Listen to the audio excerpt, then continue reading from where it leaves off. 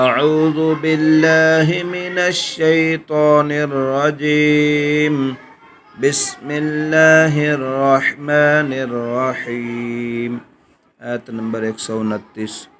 ومن يرغب عن ملة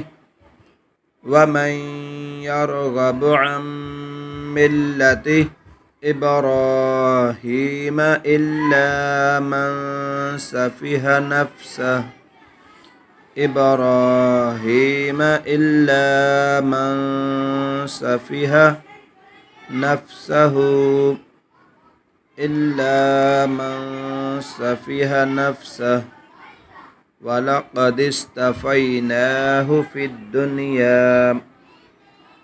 ولقد اصطفيناه في الدنيا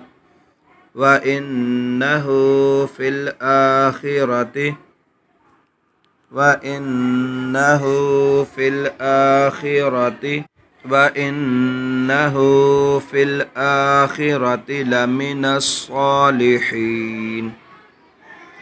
لمن الصالحين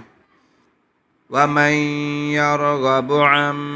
ملة إبراهيم إلا من سفه نفسه ولقد اصطفيناه في الدنيا وإنه